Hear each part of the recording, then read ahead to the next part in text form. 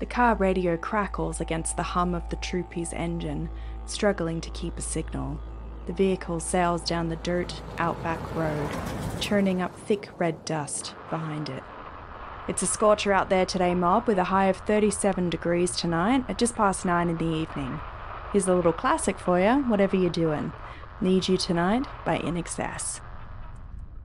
Neither the hot wind nor the heat lets up, even in the darkness of the evening sky. He coughs loudly as dust hits the back of his throat and crunches between his teeth. His headlights illuminate a dark sign, a short clip up the road.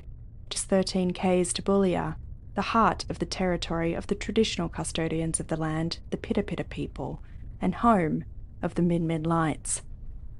The troopy eventually comes to a sharp halt near a shallow dam with still, dark water. This spot was just as good as any to spend the night. He exits the vehicle, a smug smile spreading across his face. Nothing, of course. No mysterious lights. He cracks open the back of the troopy and pulls out the few things he'd brought to make his outback stay more comfortable. A dark green, tightly rolled swag, a small camp burner with billy for tea and beans, a headlamp, and a roll of teepee for his morning bog. Brolga birds trumpet quietly from across the dam as he rolls out his swag for the night. He's got just enough reception bars to send one quick text to the friend who bet him to come. "Nothing much here, mate. Looks like you owe me a couple of coldies and some dough when I get back," he types. He lays down his swag as the billy heats up, hands behind his head. A nice cuppa to finish off a long drive is just what he needs. He stares at the gorgeous outback sky above him. The Milky Way is clear and star-studded. This really is big sky country, he thinks. As he breathes it in and listens to the small nocturnal creatures rustling in the gidgy scrub around him, he's glad he came. It's beautiful country. Sure, he knows the Min Min Lights are probably fanciful imaginings, but that doesn't mean he can't recognize the incredible beauty of this place. The billy whistles its low trill, telling him the water has boiled. He pours himself a cuppa and dunks the tea bag back and forth, letting its rich flavour steep, dark and robust. As he sips the warm tea, he feels the long day of driving wear on him, nudging him to sleep. As he slips into his swag, he wishes the Milky Way a peaceful night, and within minutes he's fallen into a deep, restful slumber. Suddenly, he wakes, gulping for fresh air in the dry heat. Then, in the corner of his eye, he sees it. He covers his eyes with his hands as a bright light shines on him from the distance, moving closer towards him. Surprised, he calls into the darkness, "Who's there?" Silence. He gets up, throws on his boots, and slowly stares towards the light, then tentatively walks towards it. It's weird. The closer he gets, the further away it feels. His stomach turns and he realizes he's nauseous. The taste of sickness rolls in the back of his throat. He wipes a hand across his forehead, feeling sickly beads of sweat on his palms. He's stopped now, choking back fresh air. Slowly, the nausea dissipates, but when he looks back up, the lights are gone. Walking back to his swag, he reaches over to the now cold billy and chugs back big gulps of water. The fresh, cold liquid feels good against his dry throat. He lays back down, breathing heavily. Feeling uneasy, he wonders if he should head out now. Can't be more than 2 a.m., he says to himself. He could make it back to the servo by 5, fill up the troopy, and get back to the Gold Coast within a day or two, depending on whether he drives through the night. Deciding better than to drive in the dark with the kangaroos, he lies back down and rolls over. He'll head out first thing in the morning, he yawns to himself. He wakes again, this time drenched in sweat. Before he remembers where he is, he leans over and vomits on the red dirt beside him. Wiping his mouth, he tries to get up, but staggers and can't find his balance. His eyes blur in and out. Did he get pissed last night? He can't remember, but the hangover tells him he must have tied one on. Still, he doesn't remember drinking anything but tea. Feeling crook, he splashes water on his face and rinses his mouth. In the distance, a bright light appears, and like a bolt to the head, he remembers where he is. Boulia, home of the Min Min Lights. Nah, can't be, can it? Another light appears. Then, in a moment, another, then another. I said who's there? He calls again, gruffly into the dark. The lights seem to bear down on him, moving closer and closer. He tries to make them out clearly through the nausea and the blur, but the brightness hurts his eyes, forcing them closed. He feels the blood in his veins quicken as his heart flutters with the surprise of fear. Stop messing around, mate! Again, he's met with silence. Come out, you bloody mongrel, he growls to himself as sweat drips down his back.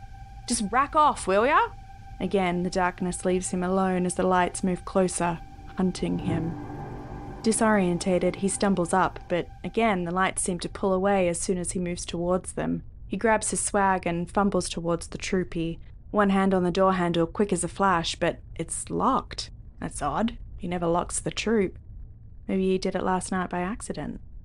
As he stumbles towards the road, his eyes burn from the lights still creeping upon him. Fear pricks his arms and chest, sweat still barrels down his neck. He sees two new lights. Wait, are they headlights? Coming towards him? He waves his arms, hoping to flag them down. Nausea once again rips up his throat. He stumbles forward. Fear lurches up in him. The car gunning towards him, red dirt in its wake, and then... It's silent. His body crumples beneath him. The feeling of hitting concrete rips through him, and with a thud, he's on the ground. He lies in the dirt on the hot morning sun when he comes to. Groaning, he frantically pats himself down. Ouch! He yells, feeling the ants crawl up his legs and bite his sunburnt skin. Frantically, he swats at the ants, crushing as many as he can with his hands and his feet. Suddenly, it dawns on him. Something isn't right. He isn't injured. There's no sign of a car accident anywhere. No debris, no broken limbs. But how can that be? His eyes scale up the Victorian building now looming before him, and a battered sign above him catches his eye. He reads, "The Min Min Hotel." Scrambling backwards, his back hits something hard, winding himself. He looks down. He's sitting on broken glass and tinnies. As he struggles to regulate his breath again, he feels the tall concrete structure behind him with the tips of his fingers. As his eyes adjust to the bright sun, he realizes he's in a graveyard.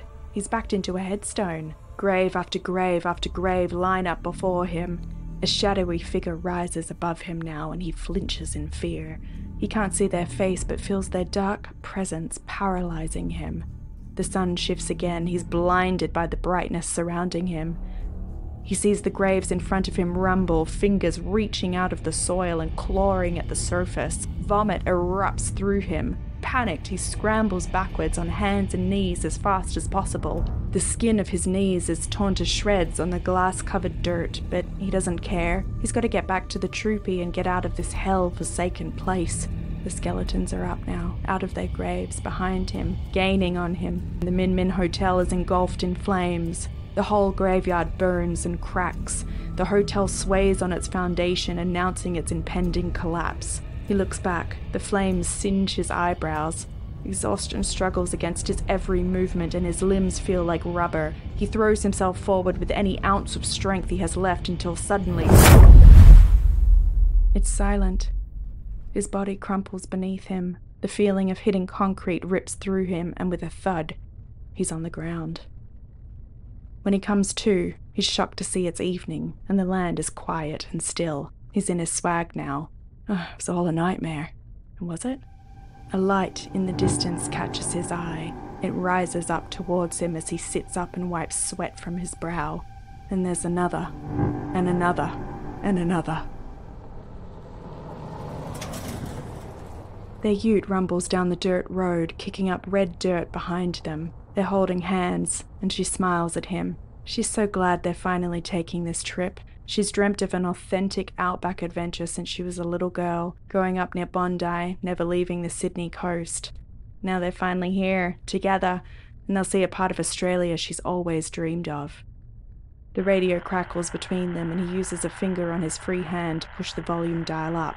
The beauty of a night in the outback, folks. Warm nights and days ahead for the rest of the week, says the climatologist, so make sure you slip, slop, slap in those arvo hours. Sounds lovely, she muses, as long as they can stay in the shade and keep water on hand. Remembering their recent survival training, she runs through their list of packed items, double-checking them off her mental list. The radio crackles again, interrupting her thoughts. abandoned on the side of the road. Friends and family say he was visiting Boulia, Shire for the first time, but is a competent outback traveller. Anyone with reports on his whereabouts should call Police Link or Crime Stoppers with information. He looks at her, a strange look on his face she can't quite place. It's odd. Bloke must have gone missing not far from here, he says, squeezing her hand. Sure hope he's all right. Outback can be a gnarly place.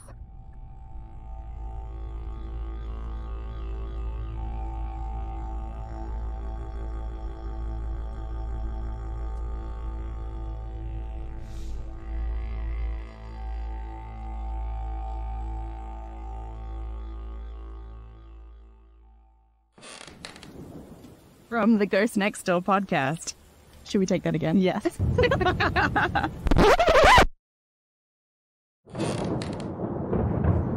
This is Sally Čačić And Sarah Matson. from the Ghost Next Door.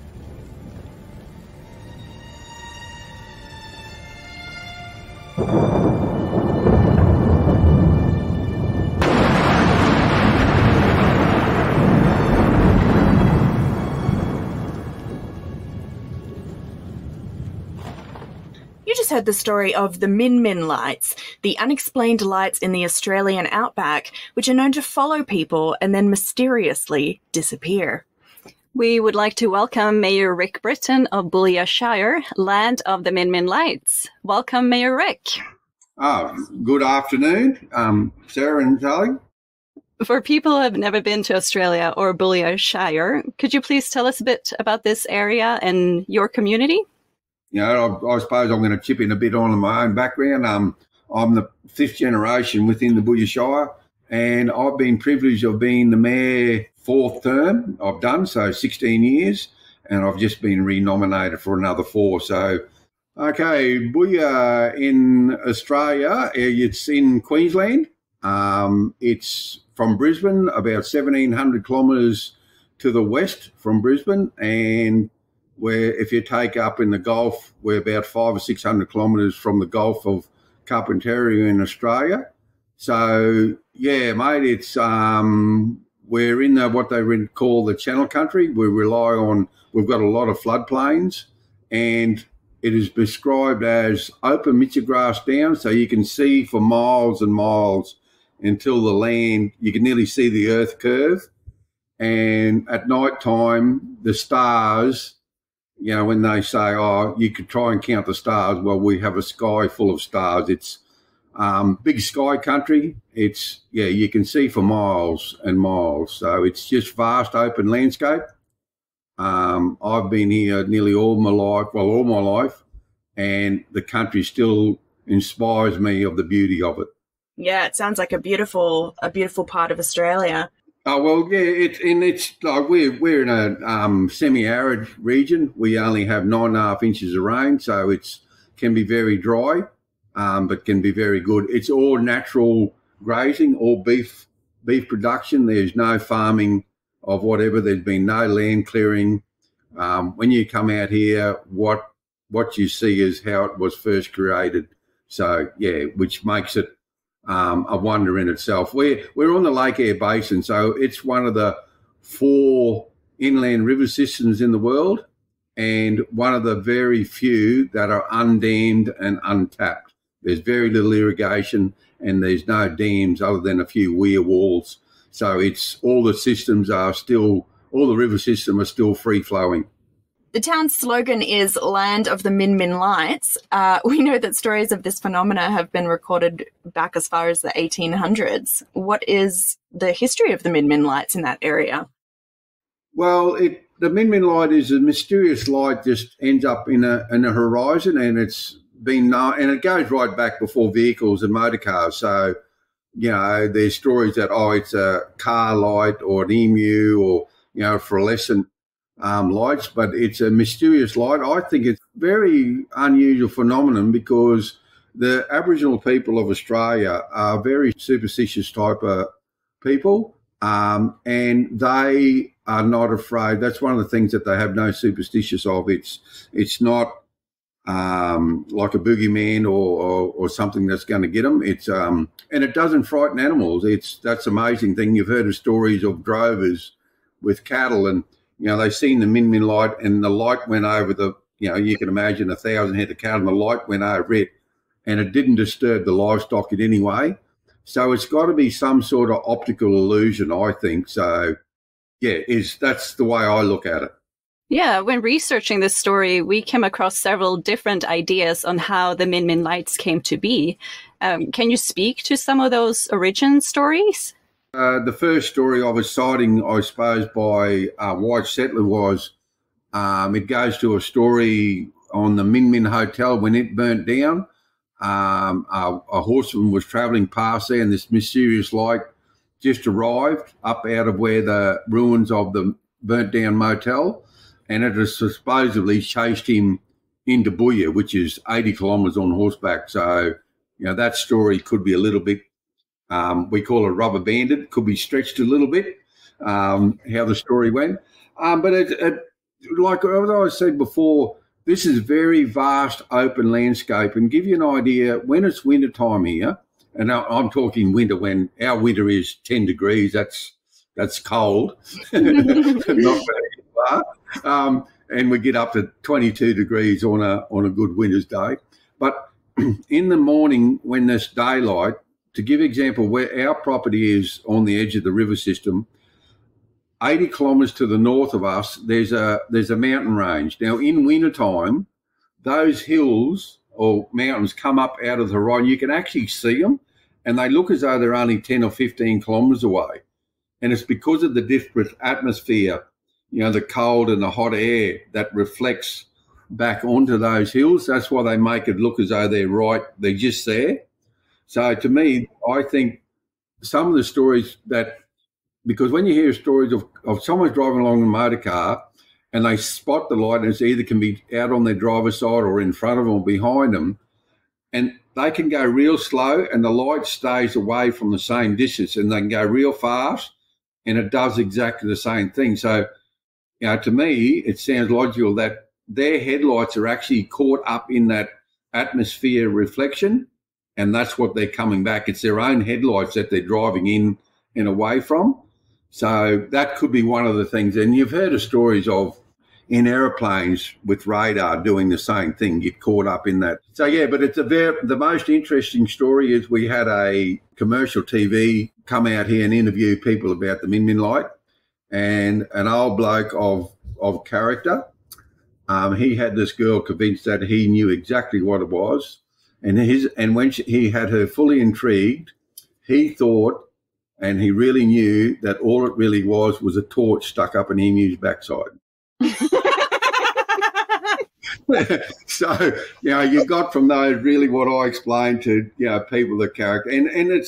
And over all its time, it has never, ever harmed anyone. So it's a mystery light. And I mean, it's more real than the Loch Ness Monster, because I think more people have seen the Min Min light than seen the Loch Ness Monster. People have come out and actually tried to search for it, and they've never, ever seen it. It's just, as the theory is, you don't go for looking for the Min Min light, the Min Min light will find you.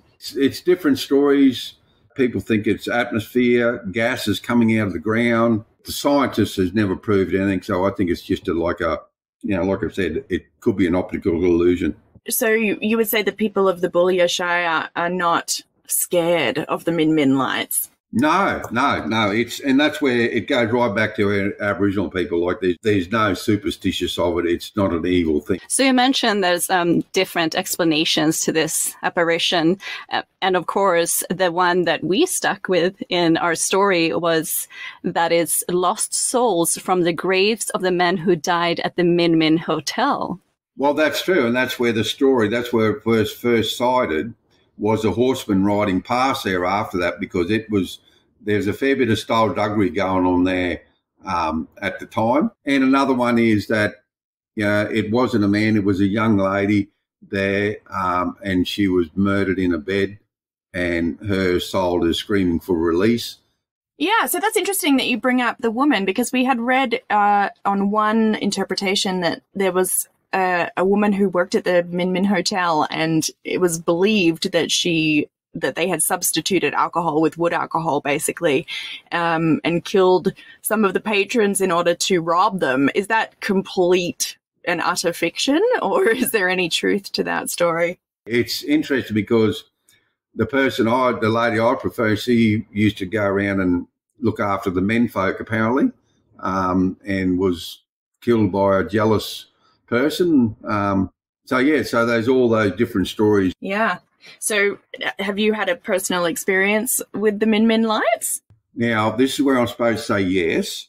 It seems I've lived here all my life. But no, I actually haven't. My grandmother and father had, and my wife has. We were living or managing a property sort of towards Winton, and we're there washing up after tea, and there was a light out to the north, and as it was about 7:30, 8 o'clock, and my wife said, the neighbours must be coming over. I'll put the billy on. So we finished washing up, put the kettle on, and they never arrived. So we went to bed, and next morning we rang, and they actually weren't there. Now, there was no explanation of people, we know everyone, so there would have been no ruse shooters, and we couldn't actually explain the light. And another story where 4 adult men were having tea, and same thing, they seen a light coming up the driveway. They thought, it must be whoever turning up. They looked out again and the light was there. They swear that light went straight through the homestead. Now, these are 4 grown men, as hard as nails. After that all happened, over the next couple of days, they pieced together what each story of, and they noticed that when the light went through the homestead, there was no shadows. These men, they're pretty hardy men out here, and when they were telling that story, you could see that they were pretty visual shaken of it all. There was no explanation or how or why that happened like that. But so some of those stories, probably a lot of people have seen it, but some of them mightn't like telling. And it's like the Aboriginal people, they don't ever talk about the story, but they will tell you that it's not a demon. Well, thanks again for joining us and sharing your knowledge. We appreciate it so much. No, that's all right, mate. It was wonderful to have you on the show. Thank you for listening to The Ghost Next Door. This was episode 5 of season 1, The Min Min Lights, performed by Sally Čačić. This story is a creative reimagining inspired by the Min Min Lights in the Australian outback, written by Sally Čačić. This episode features an interview with Mayor Rick Britton of Boulia, Shire, land of the Min Min Lights. You can find us on YouTube and all your favorite podcast platforms. Please support us by subscribing and following us on social media at Ghost Next Door Podcast. In fall of 2024, we will return with more chilling tales from around the world. Or will our ghosts pay a visit before then? Make sure to stalk our socials for sinister surprises.